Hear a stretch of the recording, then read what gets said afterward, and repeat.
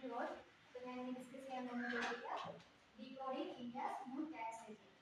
അപ്പം പുതിയ ബഡ്ജറ്റ് വന്നപ്പം നിങ്ങൾ ശ്രദ്ധിച്ചതാണ് ഇന്ത്യയുടെ ടാക്സ് സിസ്റ്റത്തിൽ തന്നെ വളരെയധികം മാറ്റം വന്നിട്ടുണ്ട് അല്ലേ. അപ്പോൾ വളരെയധികമായിട്ട് ശ്രദ്ധിക്കപ്പെട്ട ആ ഒരേ ഒരു ടോപ്പിക് മാത്രമാണ് ഞാൻ ഇവിടെ പറയാൻ പോകുന്നത്. അതായത് ഇൻകം ടാക്സ് എന്ന് പറയുന്നത് വളരെ വലിയൊരു കാര്യമാണ്. നമുക്ക് കുറേ ഡീറ്റെയിൽ ആയിട്ട് പഠിക്കാനുണ്ട്. പക്ഷെ ഞാനിപ്പോൾ പറയാൻ ഉദ്ദേശിക്കുന്നത് എല്ലാവരുടെയും ശ്രദ്ധ ആവശ്യമില്ല, അല്ലെങ്കിൽ എല്ലാവരും ചർച്ച ചെയ്യപ്പെട്ട അല്ലെങ്കിൽ എല്ലാവർക്കും ഇഷ്ടപ്പെട്ട ആ ഒരു കാര്യം 12 ലക്ഷം രൂപ വരെ എന്താണ് ടാക്സ് ഇല്ല. ഒരു വ്യക്തിക്ക് ഒരു വർഷം നമ്മൾ ഇന്ത്യയിൽ 12 ലക്ഷം രൂപ വരെ വരുമാനം ഉണ്ടെങ്കിൽ ടാക്സ് ഇല്ല എന്നൊരു പുതിയ നിയമം വന്നു. കേട്ടിട്ടുണ്ടായിരുന്നത് ഇല്ല? ബഡ്ജറ്റ് അവതരിപ്പിച്ചത് അറിഞ്ഞായിരുന്നോ?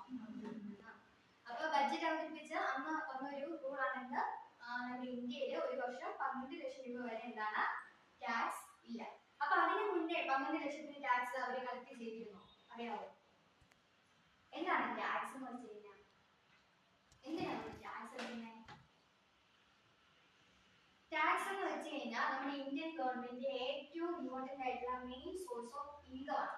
അപ്പൊ പല രീതിയിൽ എന്ത് ചെയ്യുന്നുണ്ട്? ടാക്സ് കളക്ട് ചെയ്യുന്നുണ്ട്. നമുക്കറിയാം GST വഴിയായിട്ട്, പിന്നെന്താണ് ഇൻകം ടാക്സ് വഴിയായിട്ട്, നമ്മൾ അറിഞ്ഞും അറിയാതെ പല രീതിയിൽ എന്ത് ചെയ്യുന്നുണ്ട്? ഗവൺമെന്റിന് ടാക്സ് അടയ്ക്കുന്നുണ്ട്. അപ്പൊ ഈ ടാക്സ് എന്ന് പറയുന്നത് എന്താണ്?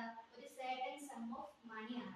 അതായത് ഒരു വരുമാനത്തിലോ ഒരു ഗുഡ്സിലോ ഒരു സർവീസിലോ അല്ലെങ്കിൽ ഒരു പേഴ്സണിലോ ഗവൺമെന്റ് ചുമത്തുന്ന ഒരു നിശ്ചിത ശതമാനം എമൗണ്ടിനെയാണ് നമ്മൾ ടാക്സ് എന്ന് പറയുന്നത്. സോ ഇന്ത്യയെ സംബന്ധിച്ചിടത്തോളം ഈ ക്ലാസ്സിലേക്ക് പോകുന്നതിന് ചെറിയൊരു ബേസിക് ആയിട്ടുള്ള കാര്യം പറയാം. ഇപ്പൊ ഇന്ത്യയിൽ മെയിൻ ആയിട്ട് 2 രീതിയിലുള്ള ടാക്സ് ആണുള്ളത്. ഡയറക്റ്റ് ടാക്സ് ഉണ്ട്, ഇൻഡയറക്റ്റ് ടാക്സ് ഉണ്ട്. Direct tax direct tax